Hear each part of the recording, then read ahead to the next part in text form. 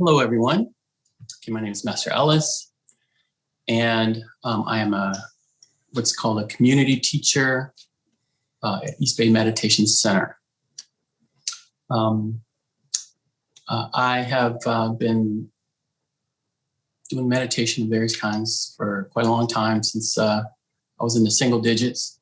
I did my first week-long spiritual retreat at 8. And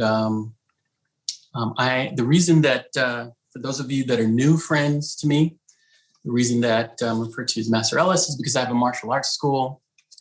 And just quickly, I might say that traditional martial arts, restorative physical practices like yoga, tai chi, qigong, bagua, xingyi, those types of things, and meditation, those three categories, right? The traditional martial arts, the healing, restorative arts, and meditation, those three things were brought to us pretty much by the same people who practiced together for thousands of years. And so for those of you that are wondering why is a martial arts guy at East Bay Meditation Center, I practice those things as a unified practice, as well you would find them practiced in mostly countries of origin, right? Still practiced that way. But here in the United States, in the West, we tend to separate them. But I practice those three things together as they traditionally were and how they were given to us. So my school is Ananda Martial Arts, and I've been doing martial arts for about 35 years or so. I've been with East Bay Meditation Center about 9 years or so, maybe going on a decade, something like that, somewhere in there. And I'm a movement teacher at East Bay Meditation Center. And so sometimes I have the privilege and I get it's fun for me to share with you all on in the POC Sangha. All right, so tonight we're going to have as you saw the schedule, I saw a few people were just joining us, but we're going to do a meditation. We're going to do a little bit of really light movement. And that light movement is to actually help us, to take us into still meditation. Of course, you have the right to pass, as we, as Blake just discussed in our multicultural agreements. That is, doesn't apply just to, answering a question or something like that, or in conversation, but also we want you to take care of your body. We want you to take care of your mind, take care of your spirit as best you can. So whatever we may ask you to do tonight, taking care of yourself, renewing yourself is number one. But we'll have a bit of light and gentle movement to ease us into our stillness. In that still meditation, you may want to possibly sit. For some, standing is the preferred method. Maybe you're going to recline, you're going to lie down, close your eyes, and that might be the way that you go into your meditation. For those of you who might be new, when we were in East Bay Meditation, the actual meditation hall, I would say, like, who raise your hand if it's your first time. So maybe you can do that in the chat. Is it your first time joining us at POC Sangha? Is it your first time? You can just type in, your chat. Yep, first time, glad to be here, something like that. We'd like to at least recognize you that way, in the way that we can digitally. And then for those who are first timers, we want you to be at ease while you are meditating. This is not something where you tie yourself up in a pretzel and, endure a lot of pain in your legs and your hips and so forth, and balance the apple on your head and, 2 tea light candles on your hands. You don't have to do that just yet. That's the advanced course. You can do that later. Right now, we want you to be at ease. I see a few people putting in first time here. Arlene, for example, and a couple of others. Welcome. But we want you to be at ease in your body, whatever position that you've settled into. Again, whether it's reclining, right, lying down, or sitting, Or maybe you find that you've done a lot of sitting today and you might want to stand up. Maybe you're going to do walking meditation. Just keep your eyes open and you're just walking straight in a line, back and forth. Maybe just you've got a space of about 8 steps or so, and you walk that very gently and mindfully, not quick at all. That's possible. Perhaps you will concentrate on your breath, and that is the focus of your meditation. Perhaps you are meditating and you are going to listen to a sound. And I like to try to give people, hello, Ashley, another first timer. I see a few, just a couple of them are popping up on my screen. But you're going to think about, maybe I'm going to meditate by concentrating on a sound. Next door, my neighbor has wind chimes. And so sometimes I will listen to the wind chimes. Perhaps the sound could be the sound of your own heartbeat. If you settle in, once you start to deepen your breath and you're at ease, you can actually maybe start to feel your heartbeat. For some of us, that anchor, right? Your anchor might not, fit your body. Like some of us, we have conditions where concentrating on our heartbeat or our breath might be quite difficult, maybe cause you distress. So pick a different anchor. Well, the one thing we don't want to do is just think about 1,000 things like our minds normally do. We might want to try to quiet that down. And, again, the advanced courses, think nothing, but maybe if you're thinking one thought and let that thought wash over you, one positive thought. And it might be something like, and I'll give you some prompts during the meditation, actually. But a prompt might be, a quality that you want to embody. Just as one word, a simple word. I am resilient, right? And I am courageous. And then you repeat that pattern. I am courageous. And maybe connect that to your breath. I am courageous. And you breathe out. So I'm just asking you to think about an anchor as we go into meditation. And then we'll have a break. We'll have a conversation. We'll chat a little bit. We'll get a bio break and then we'll have a conversation. Today is a really special day for me and my family. I'll tell you about that. During our talk, there's a civil rights icon in my family that I got to meet before she passed.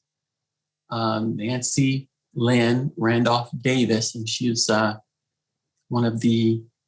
first person to go to college in the state of Oklahoma.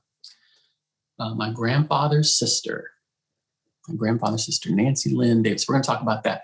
Today is Nancy Lynn Davis Day in Oklahoma. All right, and then we'll have some conversation, then we'll have a few announcements.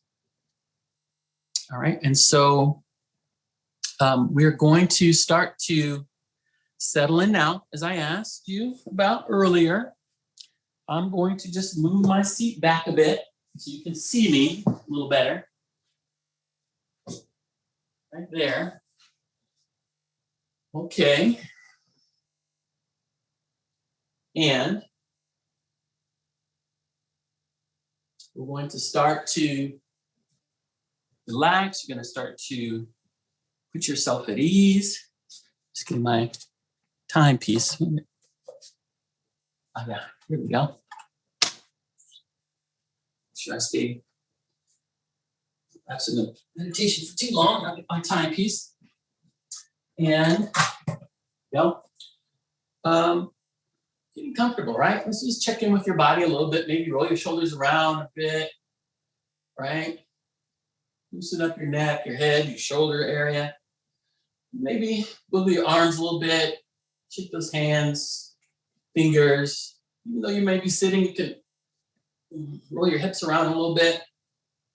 And then move your legs just a little bit.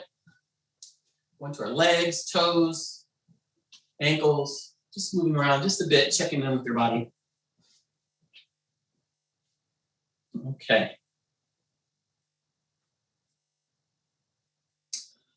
All right, we're going to do just a bit of gentle movement before we do our still meditation. And this is Five Realms. Just a gentle movement exercise that we do at our school.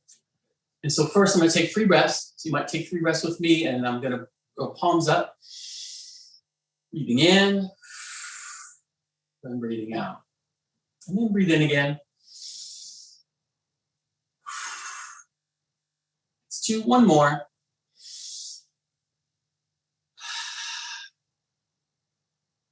Okay, and we will begin our gentle movement. Breathe in, breathe out.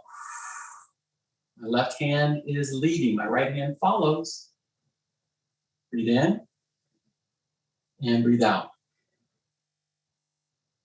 Breathe in, and now my right hand leads and my left hand follows. Breathe in, receive, breathe out, back to center. Great, breathe in, hands drop, and then they're gonna wave. My wrists are coming up, hands turn over, and now my hands are solid.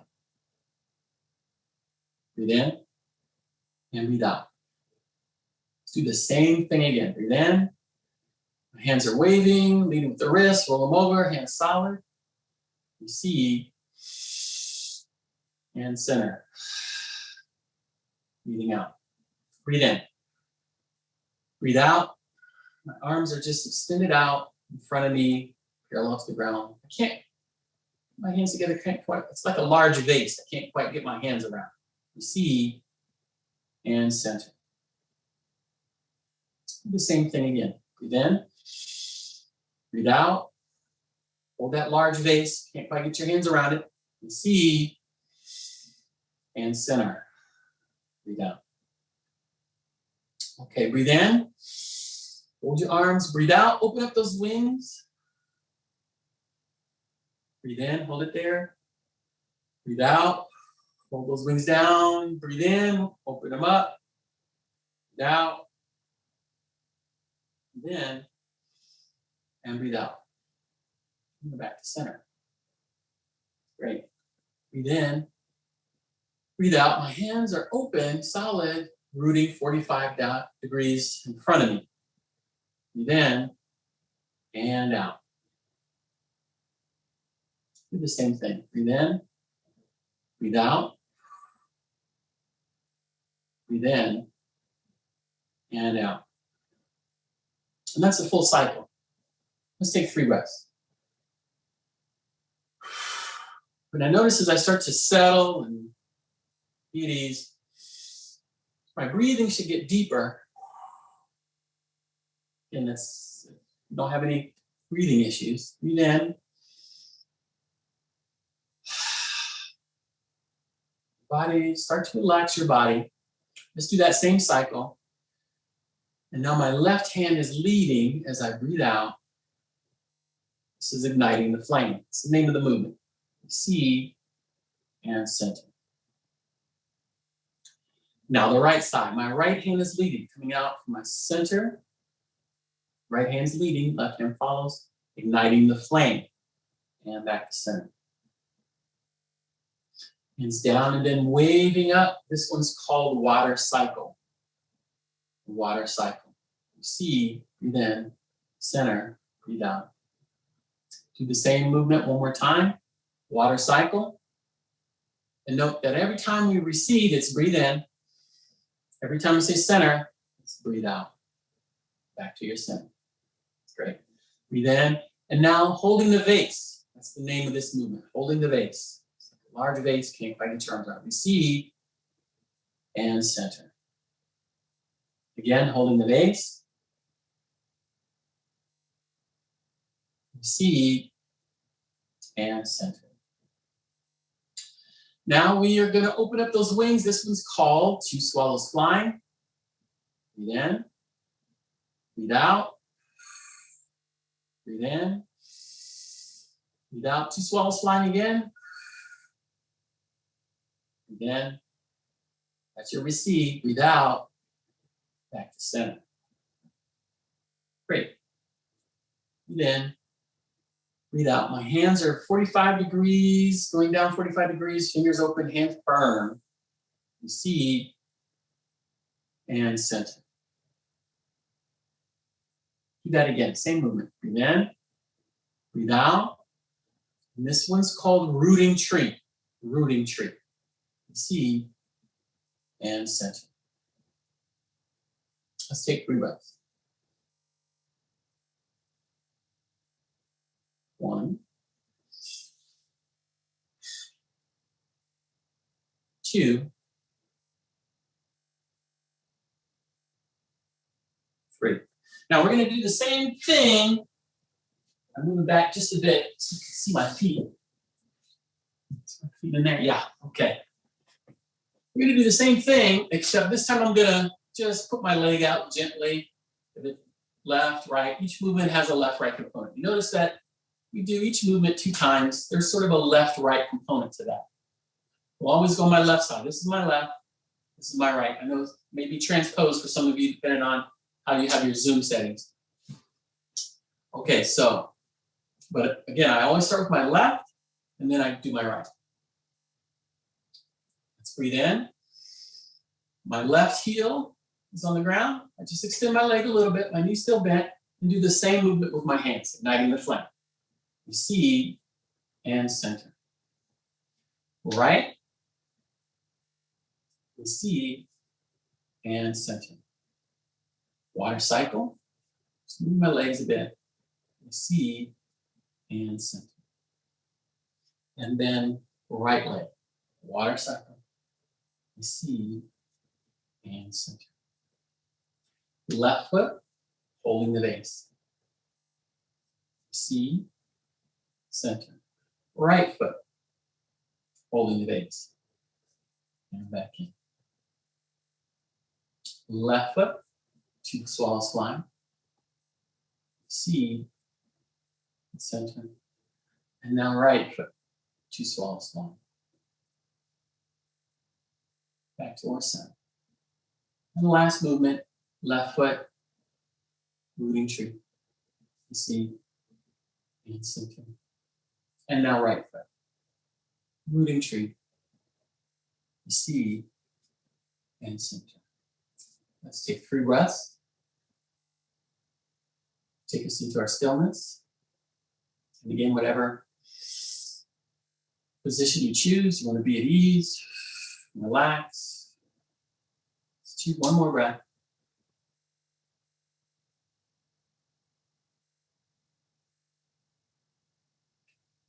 And finding some ease now in your position, you're settling.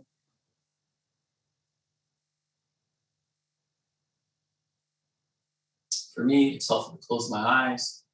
My mind's not scanning the room.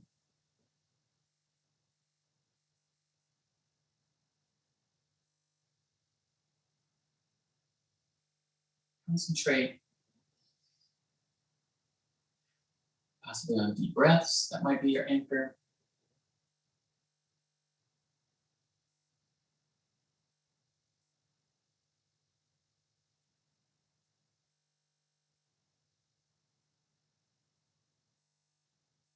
Possibly your heartbeat.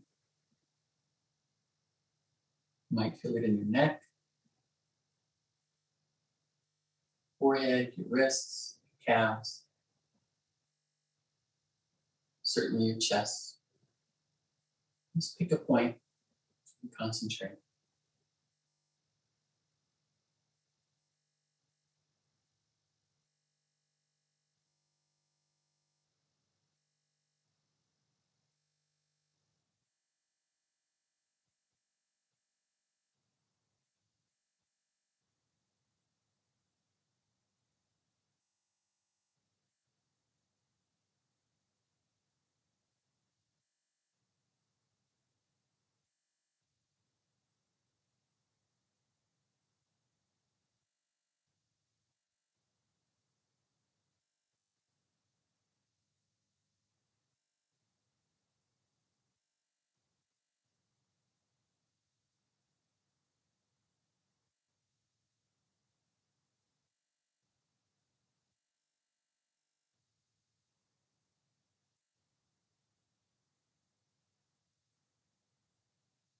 perhaps.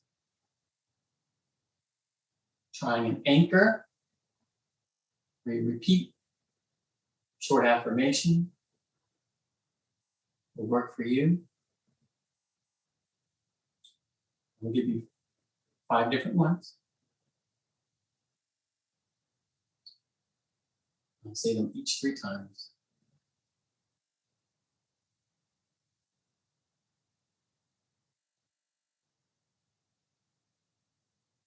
I am passion.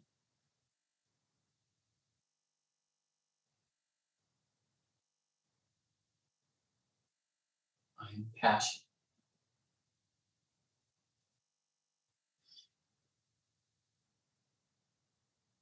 I am passion.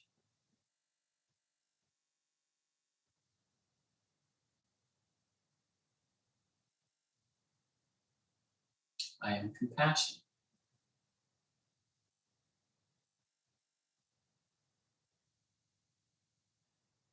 I am compassion.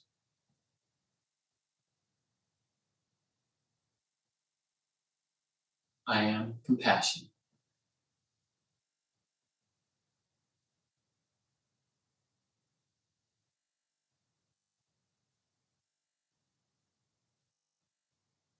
I am clarity.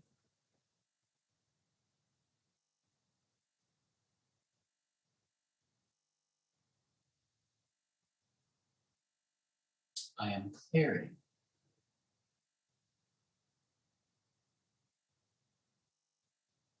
I am clarity.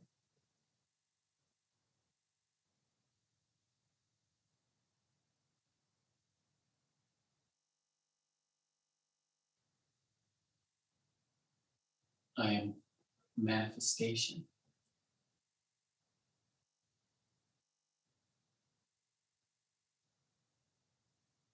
I am manifestation.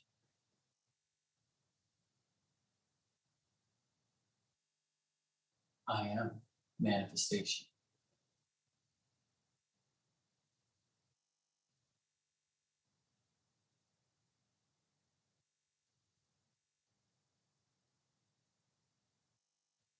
I am spirit.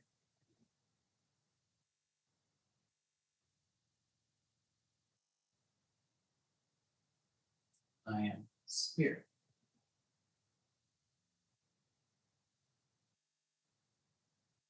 I am spirit.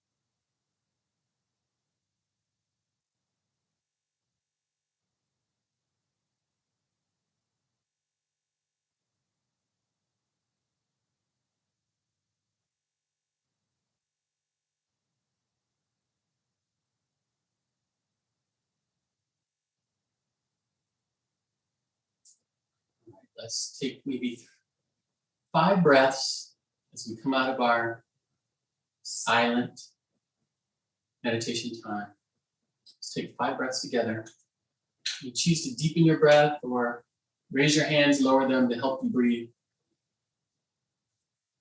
Let's begin.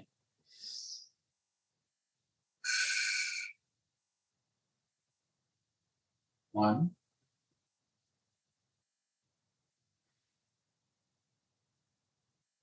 2,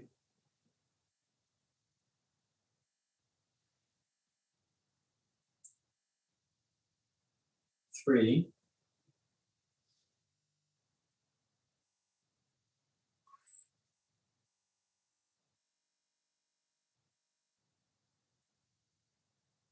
4. I'm trying to deepen my breath.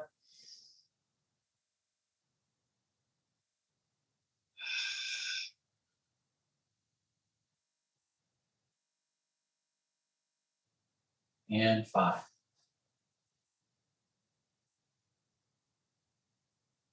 Okay.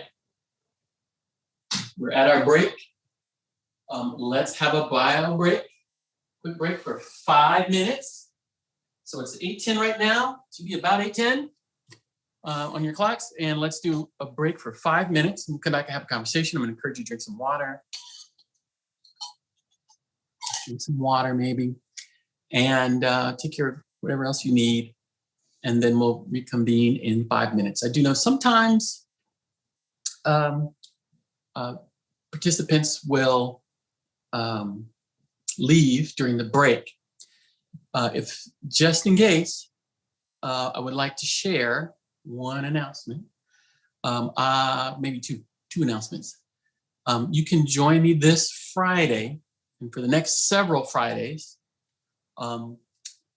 here at East Bay Meditation Center on our Zoom access link, not on POC Thursdays, but there's a Dharma in Motion on Fridays, and I will go through that Five Realms form a little bit more in depth.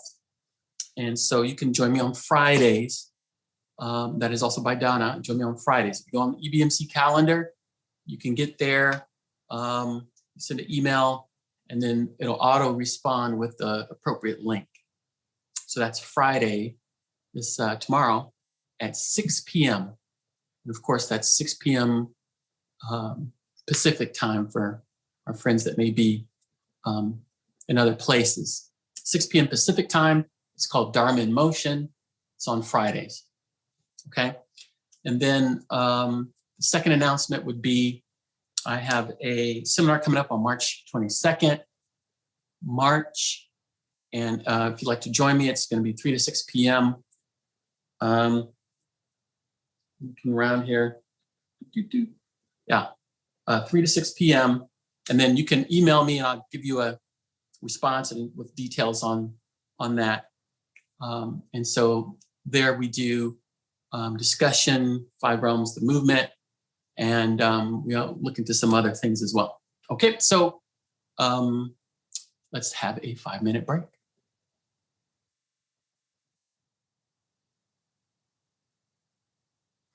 Dancing with our ancestors and descendants. Dancing with our ancestors and descendants, right? I was interested in looking at today this being that living link between your ancestors and your descendants. Your ancestors and your descendants. And just for today, I want you to just try it on, right? Try it on. I want you to think of maybe your ancestors as people who have come before you, who paved the way. Now, at some point, especially for Black people who tend to joke a lot about how, it's hard to trace our ancestry. We all cousins somewhere down the line. But I want you to expand that even a little bit more. And we're talking about the human family. In particular, I want you to think about people who have paved the way for you to be where you might be today. So it is quite possible that you don't, for some of us, we may not know any of our ancestors. Maybe I have friends who've been adopted. And so they're direct blood descendants. That's maybe not a, technical option for you. You may not, you might know all your descendants back for generations and, like they say, 7 generations. You might know that and more. But what I'm asking you for the moment is to sort of expand our idea of an ancestor to be someone who has done some work to pave the way for you. Someone who's done some work to pave the way for you. Whether they share your blood or your name or not. Someone who's done some work to pave the way for you. And then descendants. And some people may say, oh, I don't like kids, don't want them, don't want to be around them. That's fine too. But we need them. Whether you want one in your house or not is a different thing. But we need them. We all need them, right? Those are the people who are at the grocery stores right now, maybe helping you to your car when you got a lot to take. Maybe those people are the ones serving you in restaurants next year, right? A little bit down the line, those are the ones who are fixing your car. Those are the ones who are, greeting you at the hospital when you go in for something, outpatient surgery or something, or just go pick up your pills. They're the one handing you the bag with your pills in it. We need some children, right? Maybe not in your house. Maybe some of you have a bunch of them. I have 3 boys. Friend of mine, really good friend of mine, Ernest, he's joking with me yesterday. I sent him a picture of one of my boys is in the Midwest right now visiting grandma. So he's just enjoying sledding because, he doesn't get to really be around snow. So this snow event for him is great. So I got a video of him sledding. Grandma took a video of him sledding. And then I sent it to my friend, Ernest Froman. And he's like, I was like, which one is that? Which one? I was like, that's my youngest one. He's like, oh, you got 14 kids. He's like, you're real grown up. I just play one in a movie. Right? So he's got none. I've got 3. I had, 1 extra for him, I guess. But what I'm saying is, descendants, like children, we all need them in some way or shape or form, right? So I'm asking you to expand your mind and think about an ancestor, somebody who's paved the way for you. And then a descendant is somebody who you want to, oh, sorry about that.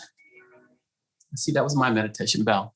Got to turn that off. I normally meditate about right now, do a little movement each night. But each descendant that we're thinking about is maybe somebody that we're hoping to pass on something good, right? Somebody who's paved the way for us, somebody we're paving the way for. Somebody who's paved the way for us, somebody we're paving the way for. Ancestors, descendants.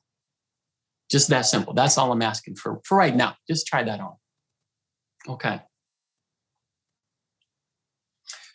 So who is somebody, I'll give you an example. Somebody that I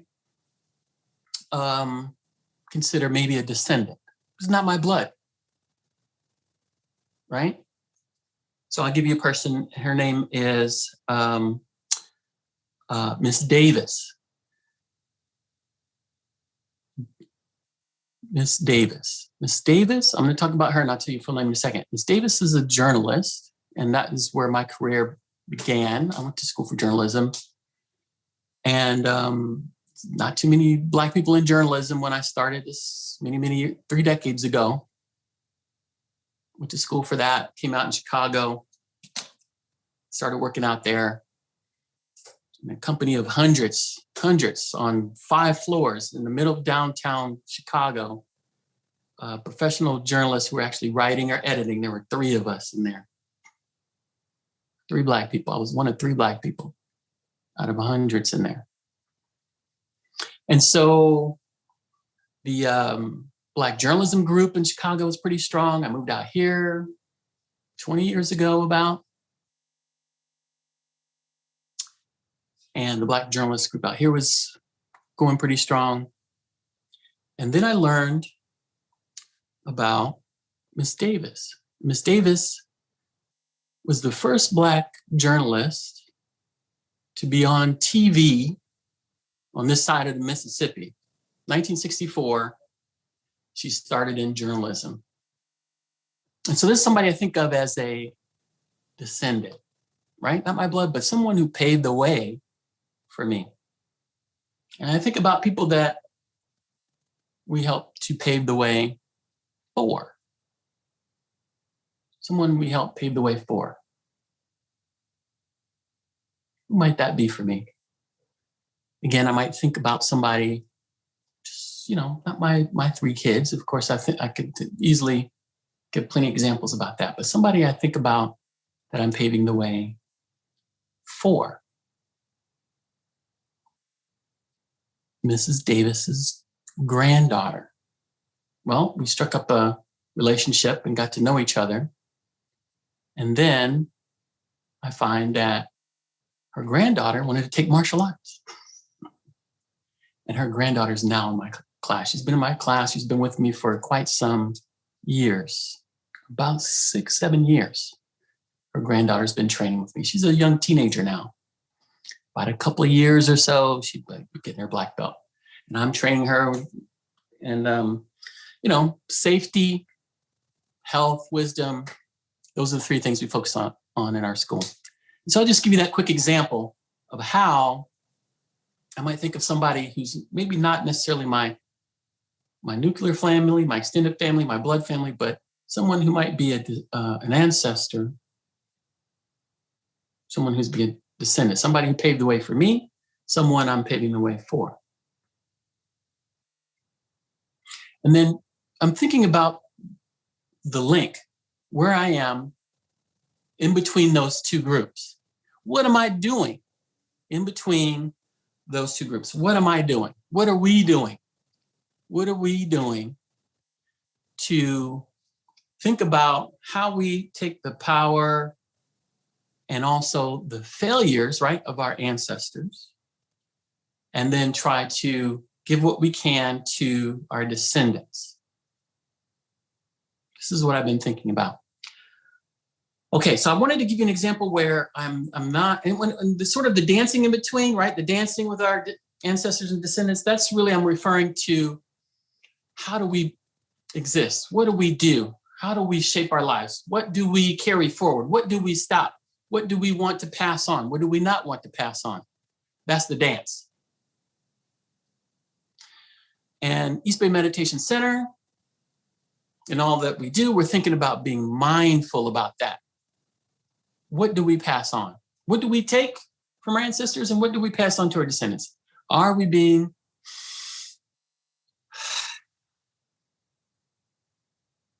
mindful about that? Are we being mindful about that? Or, I don't know, is it true that just the apple doesn't fall far from the tree? That we just repeat the mistakes of the past? We learn nothing from history.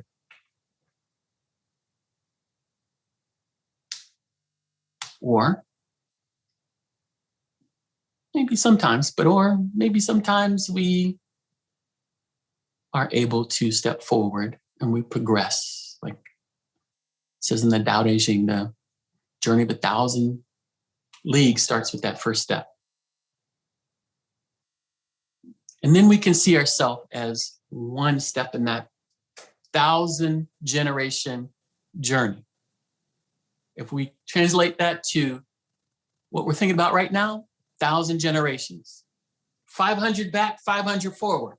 You're that one step in the middle. What step are we taking forward? What step are we taking forward? Okay. Today is Nancy Lynn Randolph Davis Day. Now I'm going to give you an example. I've been waiting to talk about this. This is my actual descendant. This is my, we call them like great aunt, I guess is the common term. But as a little kid, I always used to say, it's not my great aunt because I had a great grandmother And it wasn't her sister. I had a grandfather. It's my grandfather's sister. But then for some reason, we say that's great aunt. I always, when I was a kid, I was like, no, that's my grand aunt. So that kind of stuck in my head, right? Stuff that you say when you're a kid sometimes just sticks. My grand aunt. So that's what I really want to call it. My grand aunt, and she's very grand. My grand aunt, Nancy Lynn Randolph Davis. That's her name.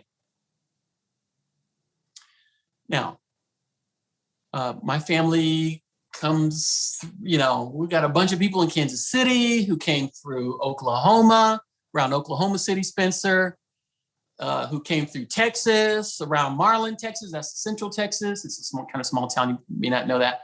And then, of course, back through the colonies, right? First 13. So Nancy Lynn Davis Randolph, her grandfather, Archie, was a slave. Her grandfather was a slave.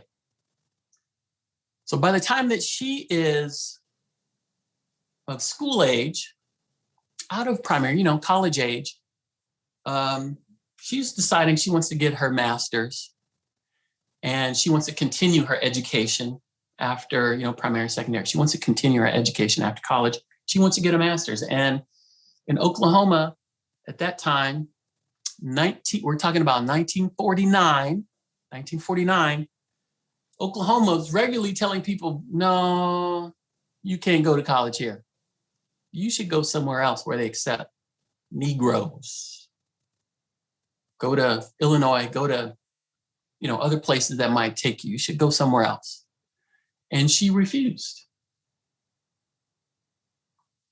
She's like, no, I want to go here. Oklahoma State University, OSU. Oklahoma just got statehood around the early 1900s. Interestingly enough, before that, children were educated together. Diverse group of kids, because not that many kids were able to go sit in the schoolroom and have classes, right? Agricultural society. So children were usually working. But the ones that could go, they would sit together in classes. But it was 1896, the separate but equal laws. Then they said, oh, okay, we got to separate the kids. And that continued up through, the 1950s, 54, Brown versus Board of Ed, which said, no more of that.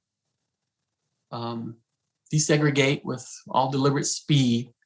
But it was kind of slow. And we're actually not done with that.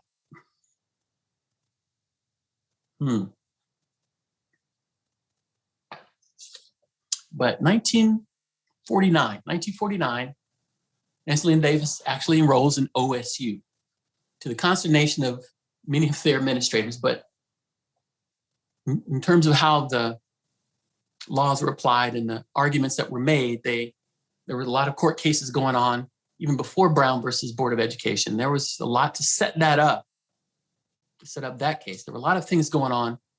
And so OSU decided they would rather deal with her than continue to go to court. She was also one of the people who helped settle NAACP there in Spencer in Oklahoma City. So Nancy Lynn Davis, Blake, can we put up her picture now? So I've been talking about her for a minute. Let's bring her up. She's no longer with us, but I want you to see, this is Nancy Lynn Randolph, is her maiden name. It's my mother's name, Randolph Davis. She was a lawyer, eventually became a lawyer. At that time, 1949, the only thing that would, this is an issue not only about Black people, but women as well. Pretty much the only thing they would let her do is enroll in, they said, we have to enroll in home economics, is what they called it back then. Home economics. And I'm looking at my aunt. I know, the suit and the hat are on deck. That's right. Styling, didn't she? Look at that scarf too. I love that scarf. That orange and that aqua looks great. So, but I got to meet her and know her well.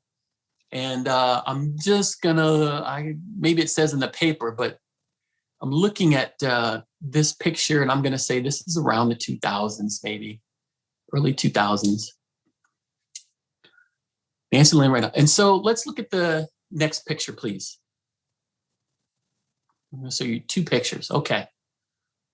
So this Nancy Lynn Randolph for the last, because OSU basically put her through a lot of trouble. And then when she got in, treated her quite poorly, as you may imagine, had her sitting out in the hallway. She couldn't, the teachers would not let her sit inside the class.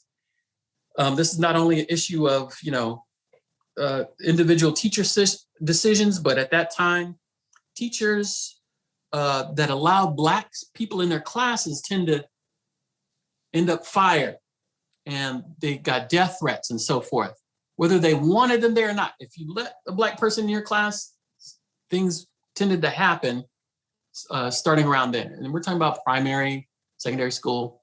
But again, reluctantly, OSU let her in. They would not let her live on campus. They would not let her actually sit in the classroom. She had to take class sitting in the hallway and listen to the lectures. Well, the first semester, she had the top grades of anybody.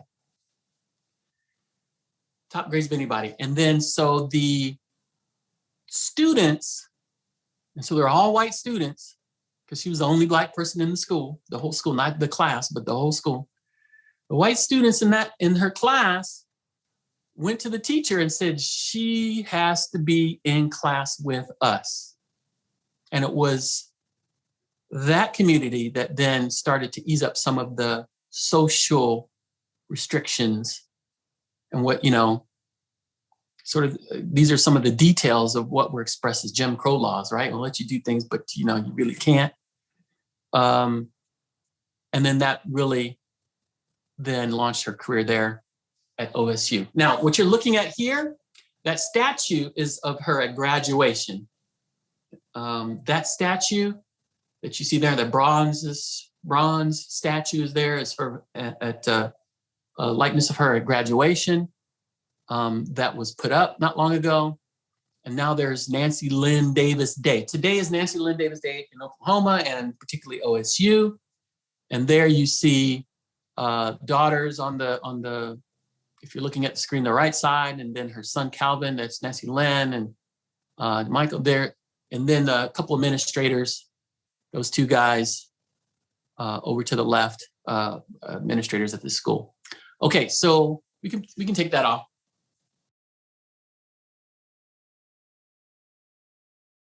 I loved talking with and getting to know Nancy Lynn Davis she would talk about the importance of education, the importance of being in a community in her church, the importance of being in a community, being an NAACP, the importance of being in a community. She was an AKA, the importance of being in community with other people, alumni groups in OSU, in community, home ec. She was a teacher pretty much her entire career after that and got her doctorate as well. So she's actually Dr. Nancy Lynn Randolph Davis. And many years ago, when I had my first boy, he was about 3 or 4 years old, I went on a trip down to Oklahoma. I took him down there for one of their dedications. Since they didn't let her live in a dorm, the first building they named after her was a dorm. Sorry, we're gonna name a dorm after you now. And then they named another dorm after her, and then they named some other buildings so I don't know, there's about 3 or 4 buildings named after her now, and a day. And then they put a statue up. So they're really trying to, make it right. After the fact, I see somebody hanging their head, yeah. But we're talking about progress, right? People are owning up to it and they're celebrating her now. And they were celebrating her, which is the important thing to me and our family. They actually did that when she was alive. And they celebrated her when she was alive. They named a building after her, the first one anyway, when she was alive. And they started talking about Nancy Lynn Randolph Davis Day when she was alive. So that, I think, was a really great step forward. What do you want to take forward? I gave you 5 words in our meditation. And I give you those 5 words purposefully. Our 5 realms movement, right? We have fire movement. We did that. We had a water movement, right? A space movement, or spirit movement. We had an air movement. We put our arms out. We had an earth movement, hands down 45 degrees. And so for our meditation, I purposely gave you 5 words that are indicative, that embody those 5 energies. What is the five elements? People, across time, across many different spaces, regions of the world, it shows up often that humans have seen that the universe is made up of 5 things, right? It's fire, water, air, earth, and this thing called space, emptiness, spirit, ether. And it's been expressed many times and has some slight variations here and there, but you can see it in Ayurvedic medicine. You can see it in Pure Land Buddhism. If you look at Genesis in the Bible, the first 23 verses, God made this and God made that. You look at it, it's those 5 elements. It concentrates on those 5 elements. And so it's expressed in many different ways. Native American totems, you see in a lot of different places. Not only religious things, but what we say are sciences. You look at the elemental chart, it's arranged around those 5 things, right? Gases, solids, liquids, right? And there's like that category of stuff we're not quite sure what it is. That's the space stuff. All right. But I give you 5 words that are indicative of these energies. And those 5 words I gave you are what I see and felt with my grand Aunt Nancy. What was the first one? Fire. So this is what I'm saying, dance. Here's the dance. So I'm thinking about Aunt Nancy, and I'm thinking about the fire element of passion. She was very passionate, extremely passionate person. When I visit, she'd say, oh, let me take you here. Let me take you there. She had us going all the time. And she was, in her 70s back then when I was visiting her. She was just going. Very passionate about knowing history. She's the one who's a keeper of our family tree. I have a 3-ring binder that's about like this thick. About thick as, not that thick. Yeah, from my chin to my eyes, full of papers that express the family tree. She's very passionate about education, very passionate about community. It's her fire energy. Water, compassionate. It's very compassionate. I've heard Aunt Nancy tell her story many times, different versions of it. I've seen it, lots of articles written about her. And not once did I hear her say anything about how someone did something that made her angry, ashamed. She didn't like how she was treated at OSU. That was not her perspective. She had plenty of opportunity for that. I'm not saying that she didn't feel any anxiety, angst, fear, depression, any of that in the moment, right? When she was there going through school. It's likely she felt some or all of that. But what I'm telling you is what she chose to focus on was in her story. She didn't think about this now. She didn't tell me about the professor. She didn't focus on the professors or the administrators or the people in the community giving out death threats. Those people she didn't ever involve in her story. What she says is that the class that she was in was all white students, and they told the professors, they told the university, she needs to be in here with us. Get her out of the hallway. That's not right. Plus, we want her to help us with our homework. That's that part she adds in, what she used to add in, because she had the top marks in class. So you see what I mean? Compassion. That's compassion. So her water energy, my learning from her, compassion. air. I use the word clarity for air energy. I said, I am clarity. I said, I am passion. I am compassion. I am clarity. Clarity was another word I used. And this is my air energy. This is Aunt Nancy's air energy. Clarity. I don't know what it is, but it, maybe life is a little more complicated now. I don't know. But I'm going to tell you, it seems though my grandfather and, that generation, his sister, I don't know. It seems everybody I met in my family anyway, and those of my friends who had grandparents, like those people were really clear about what it is they needed to do and when and why. They were very clear.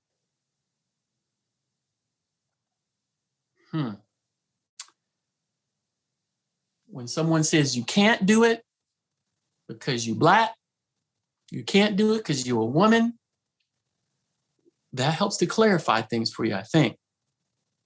Nowadays, they may think that, but most people don't say that outright. But it appears that in the last few years, right? In the last, 4 years or so, things started to get clarified. And it reminds me of the kind of clarity that Aunt Nancy had. The kind of clarifying that's been going on these last 4 years. So it reminds me of, the times in which maybe she lived, where things were very difficult all the time, where people were putting up roadblocks and walls all the time. People were threatening your life all the time. But again, that's not what she focused on. Clarity of where she had to go, what she had to do, and why she had to do it. She was very clear. And later in life, it was clear about, I got to pass this stuff on to John, me, her grandnephew, and my young boy that I brought with me, Sahas. He's 4 years old. She opened up those books and was showing him all kind of stuff, from her life. She's very clear. And then the next one, a couple more. Earth energy, manifestation. What are we bringing forward? What are we manifesting? What is coming together in our lives? This passion that Aunt Nancy had for education, that set fire to our whole family. I have so many educators in my family. Many, many, many, many. And here we are. I'm one of sort, right? I got a martial arts school, work with the EBMC. And then I'm involved in my kids' school. That's how I'm dancing. I'm playing and I'm passing it forward. My kids see me, and then the other kids see me as a Black man in those elementary schools 2, 3, 4 times a week. Just sitting there in the class, looking at them and looking at the teachers. Volunteering, but looking too. Going on field trips, all that stuff. So the compassion, how do I pass that on to my kids and all the children that I may be involved with or around? How do I pass that on? The clarity about what you need to do and why, and that our time is limited. The clarity that Aunt Nancy have, I want to pass that on to all those who are younger that are around me, that I cross in my path as well. And then that manifestation, what are we building? What are we bringing together? Right? And that manifestation really is also another earth word would be community. And how do we come together and mobilize and build something together? Not just thinking about what I do by myself, but how do we take that next step forward together? How do we take that next step forward together? And that last one, spirit. Aunt Nancy's all about spirit. Her spirit is with me now in this very moment. I want my children to have the spirit of Aunt Nancy, that they understand the importance of education, and how it can affect your path in life. I want her to have her fiery passion, her compassion, her clarity, right? Her ability to connect with community. This is what I mean by dancing with our ancestors and descendants. Find somebody that you can look toward. It's Black History Month. It's over. Doesn't matter. Last year, we got 2 Black History Months. We had to start shooting people, police, for it to happen. But all of a sudden, everybody wants to start talking about Black history. And I was like, oh, it's not even February.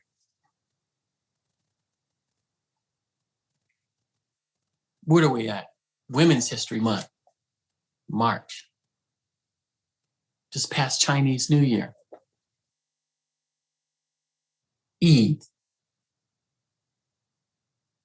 Right? There's lots of opportunities for us to dig into either cultural or religious traditions, but we don't actually have to wait for those. It can be any time of the year.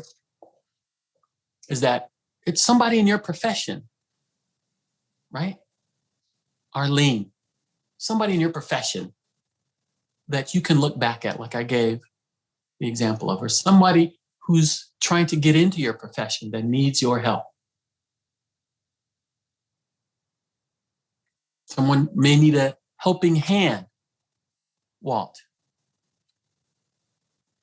That is your descendant. It doesn't matter if that person has your blood or your family name. What do we give them? How do we dance with them? And the last little bit I want to share about the dancing part. What does he mean by dancing? He was talking about, pass this on. The dancing part really is about having some joy. If I remember anything about Aunt Nancy, I think about all the stuff she went through.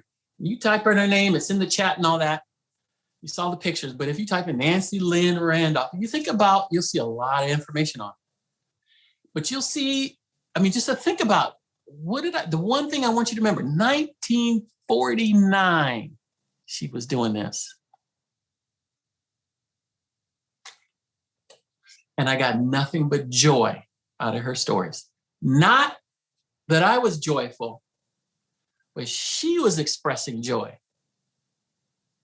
That's the dancing part. That's what she taught me. That my history was not miserable, heart-wrenching, full of fear, lonely, full of anger. I got none of that from Aunt Nancy. None of that. Aunt Nancy taught me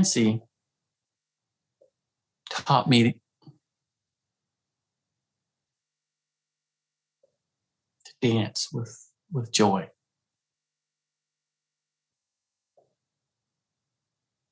Okay, that's enough. All right, I know we're supposed to, I have a couple, I saw there were a couple of chat things that came in. I don't know if there's any questions in there or if anybody wants to raise their hand and say something.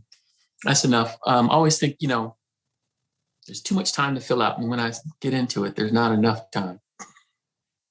I'm starting to tear up about Aunt Nancy. But that's enough. And we're at time.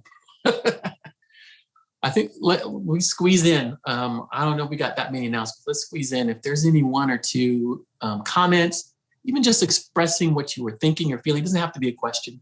Help solidify it for you and the rest of the community. Anybody want to say anything? I want to read this quote from Dao De Jing. Dao De Jing, while we're waiting on a hand. This is number 71. And this kind of embodies, I think, what where Aunt Nancy was. To realize that our knowledge is ignorance, this is a noble insight. To regard our ignorance as knowledge, this is mental sickness. Only when we are sick of our sickness shall we cease to be sick.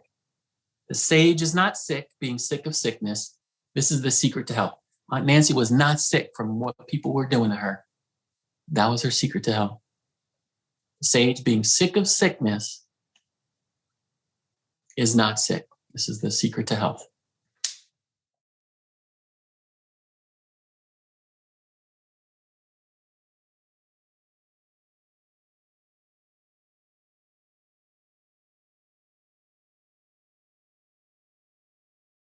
So you are here. Like, that's the joy in your family story, right?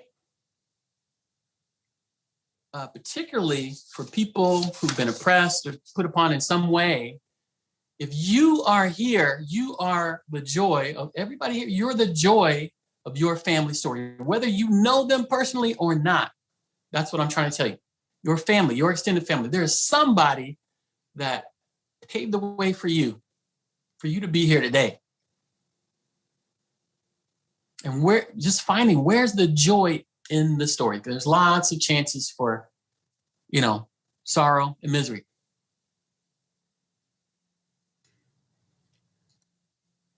I will tell you, one of the people that helped me see that soul, that way of looking at our stories, no matter what they were, was I was working on a volunteer project where I got to meet Thich Nhat Hanh here in Oakland. And I was doing the communication stuff for his bronze monument that's over on, along with some others. Remember Them. I see some heads shaking. I did the communications for that project for Remember Them. It's over by 17th and Franklin, over there by the theater. It's like right across from the Fox Theater. Yeah, I see a couple of people on chat saying they know what that is. Mario Kyoto was the artist. Worked with him, and Joe Heriberto, who's the Chamber of Commerce for Oakland, and I did communications over there. And so I get to work with Thich Nhat Hanh and his folks, from afar. And then he came and we had tea with the group of volunteers. And the thing that we got in advance is that when I had to learn a lot about all the people on that monument, their stories. There's a lot of suffering on that monument. Deep, deep suffering. But each one of those people represents some kind of joy. And that's the part of the story where their life culminates, their life work culminates. And so for him, in advance, they said, make sure that we don't want to talk about the fact that he was being tortured when he was a monk in Vietnam by the Viet Cong. He was actually tortured. They said, make sure you don't mention that. And again, it was a conscious choice toward compassion. And that's kind of was a turning point for me when I was thinking about, right, the picture, the history, and what picture we bring forward from the history from people of color. It doesn't deny it, but there's a reconciliation with it. And I'm going to tell you, many speakers that I've heard, many of my mentors and things that I've read, I just find it fascinating that people want to focus on the joy in their story. It's not that they deny, the hardships. There's lessons there, but they also find the joy, because to the oppressor, you having joy, soul, that's the last thing they want you to take from whatever they do to you. That's the last thing they want, is for you to be happy. Thank you so much. Yeah, I'm a happy martial artist. Everybody else got to be dour, sour in the face. I'm a happy kind of guy. Okay, so as we come together and take our next few breaths in community, for go off and we do our individual tasks and duties and rituals for the evening. Let's take a few breaths together. Let's take a few breaths together before we will bow at the end. Just about 4 or 5 breaths together. Let's breathe in and out. Breathe in. Now, thinking of our ancestors that inspire us.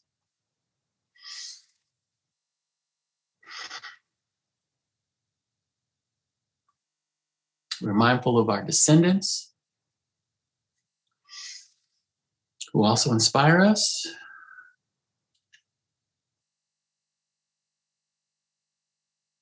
We're mindful of our connections with each other.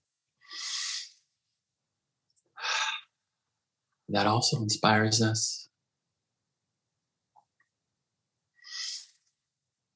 And we are taking this moment to recognize that we individually have given ourselves some time apart from our normal schedules to take care of ourselves this evening.